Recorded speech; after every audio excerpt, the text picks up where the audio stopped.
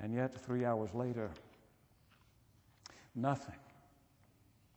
The writer of 1 Kings says there was no voice, no answer, and no response. The prophets of Baal sat down defeated.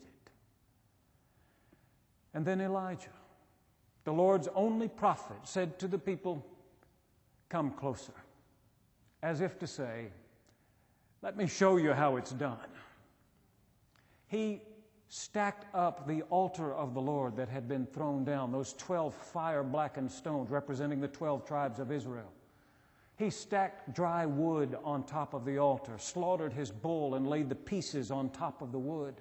And then, just to prove which God was really God, he dug a trench around the altar and instructed some of those who were standing nearby to go and fill 4 water jars and pour them out on the altar. They did. And he told them to do it again and then again until 12 big jars of water had been poured out on the altar. Everything was dripping wet, and the trench around the altar was overflowing. Only then did Elijah step back and brush the dirt off his hands and lift his eyes toward heaven.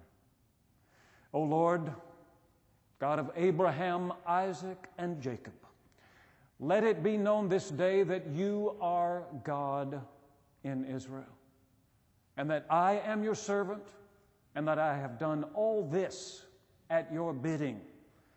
Answer me, Lord.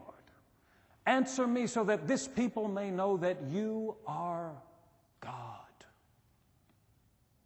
No sooner had those words left his lips than fire fell from heaven with a thunderclap. The writer of 1 Kings says that not only was the sacrifice consumed, not only was the wood on the altar consumed, but the altar itself and the dust underneath it and all the water in the trough was consumed by fire. So that where seconds before there had been an altar to the Lord, now there was only a burnt black patch of ground and a little wisp of steam curling up. The people gasped. And when they got their voices back, they began to call out, "Elijah!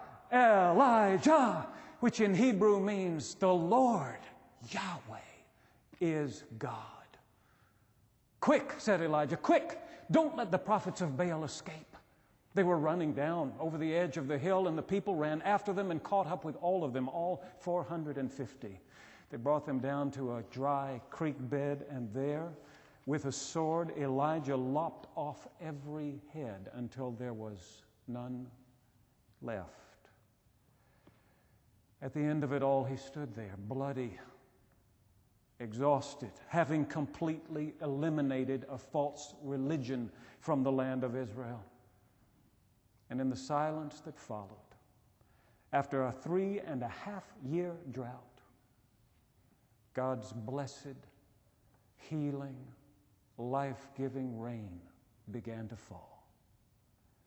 It was the best day of Elijah's professional life. But for every day like that, there are 1,000 of the other kind. Ahab went back to the palace and told Queen Jezebel everything that Elijah had done, including the slaughter of her 450 prophets. She was livid. Her eyes flashed fire. She sent a messenger to Elijah in that same hour, saying, "May the gods do so to me, and more also, if by this time tomorrow your life is not as the life of one of my prophets." In other words, I'm going to kill you, Elijah. I'm going to cut you to ribbons and laugh while you bleed. And Elijah was afraid. He got up from where he was and ran south as far as Beersheba. And then he left his servant behind and went another day's journey into the wilderness until he came at last to this solitary broom tree, sat down in its meager shade, put his face in his hands, and began to beg God to take his life. Ever had a day like that? Ever had a day when everything was working against you? When everyone had turned against you? When you wanted to sit under a broom tree with your face in your hands and beg God to take your life? I can tell you from my own experience that the trouble with a day like that one is that you tend to lose all perspective. I can stand at that door after a worship service on Sunday morning and hear 99 people come through the line saying, "What a wonderful sermon, what a blessing it was." But if one person tells me, "That was the worst sermon I've ever heard, you've got a lot of nerve to call yourself a preacher," that's all I can hear. For the rest of the day, those words ring in my ears. A few critical remarks can drown out a multitude of compliments. One small failure can eclipse the biggest success of your life. Here is Elijah, who has called down fire from heaven, restored the one true religion of Israel, routed 450 false prophets, and ended a 3.5-year drought.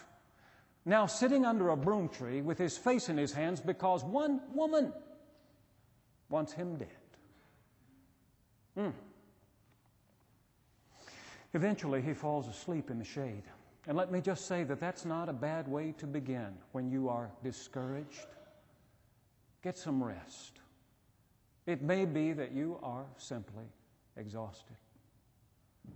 And then an angel comes and brings him food and urges him to eat, and that's not a bad thing to do either when you're discouraged. Get your strength back. You may need it.